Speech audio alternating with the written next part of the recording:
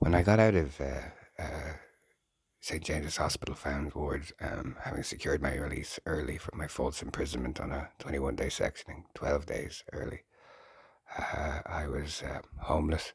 I only had hospital clothes. I had no money. I had no wallet. I had no keys to my home. I discovered that Terry Madden was withholding my wallet and withholding my keys.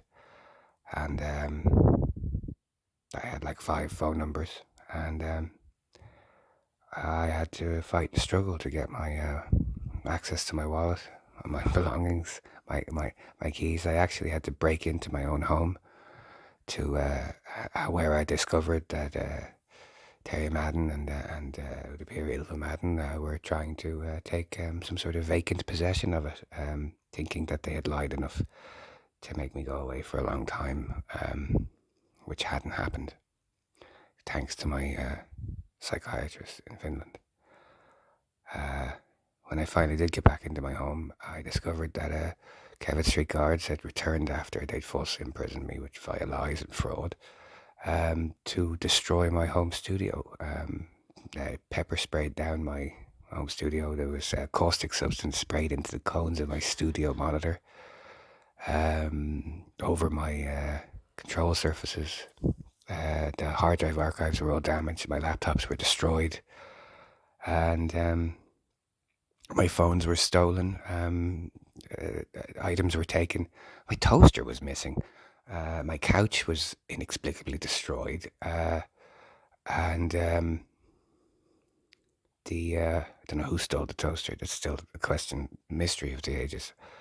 But they'd stolen my phones, where the whole action was under the Mental Health Act, and basic guards taking items under an action under the Mental Health Act is just basic theft.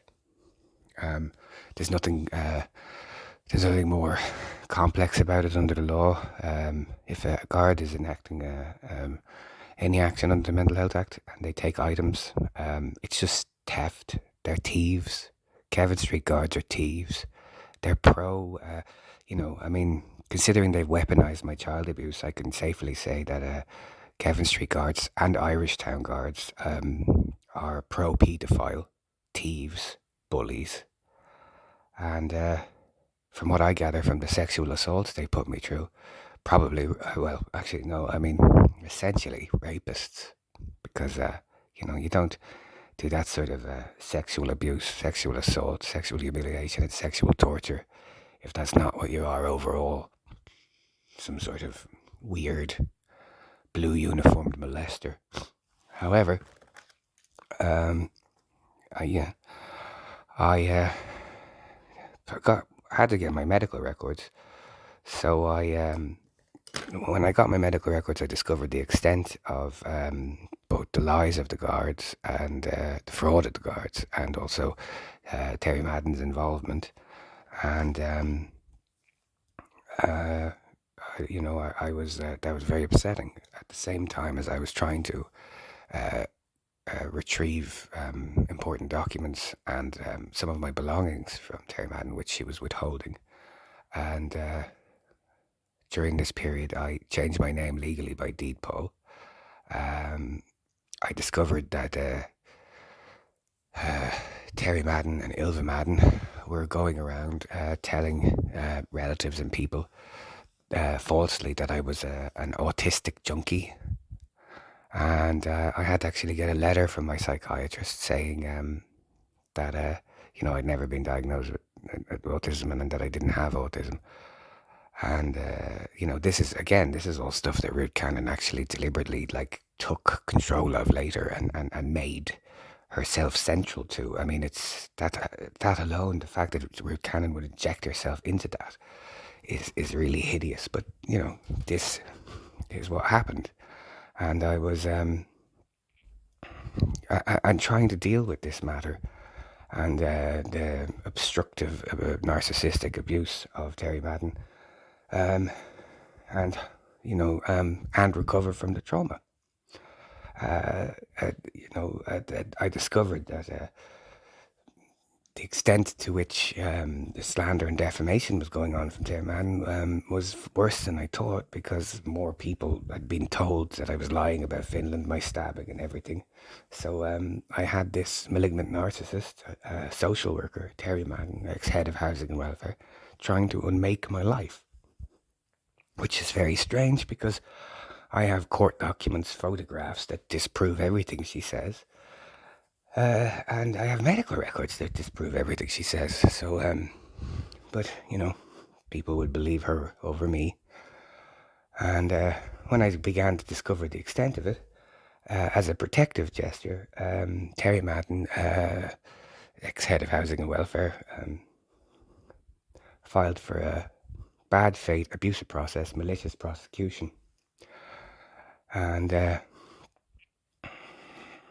that is how I came to sort of, there's Michael Hanahoe's involvement in this.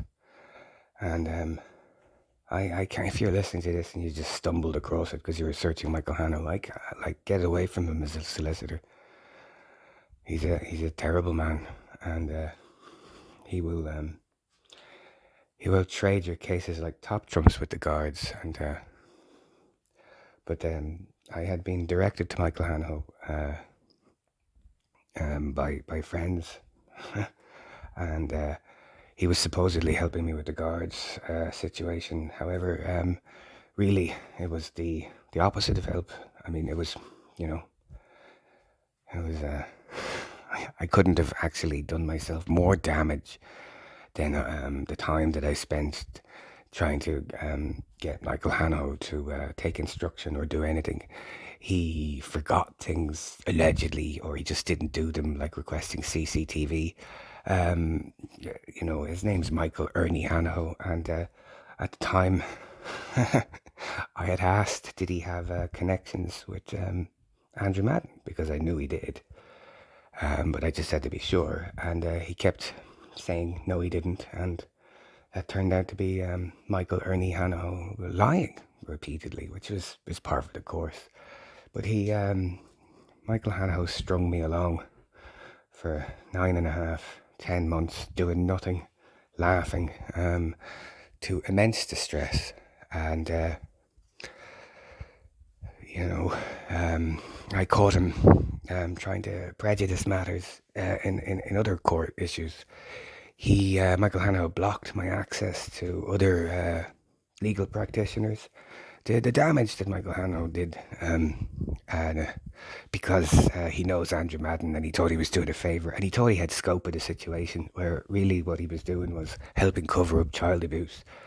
And I recorded all the meetings with him. So there's nothing that Michael Hanahoe can say to hide that, which is a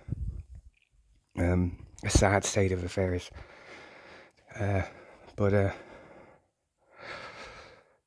sorry, it's a very stressful thing to have to retell, because I know where it goes. But I will cut this at 8 minutes, and lead into the Judge John B. O'Leary, the LSRA, Michael Hanahoe, Ruth Cannon, and the rest of how of the things that Ruth Cannon meddled in, because not meddled, actually, just obstructed, blocked, sabotaged, and the true negligence and incompetence and malevolence of Michael Hanahoe, who, I probably would have just walked away from if Ruth Cannon hadn't, kind of incited me to file an LSRA complaint and edit it. I mean, that no one really knows that Ruth Cannon edited all these LSRA complaints. Proofread them, advised. It's very funny. But I'll get to that in the next episode, because I'm trying to keep these in bite-sized chunks. Thanks for listening. I should add, just as an addendum, that this all leads up to my interactions with Eamonn Bennett, Norma Sammon, and Jennifer Cuffe, and the LSRA complaints there, how they came about. Funnily enough, it was Michael Hanahoe who told me to file the LSRA complaints. And so for scope, this all has to be explained. So I suppose buckle up.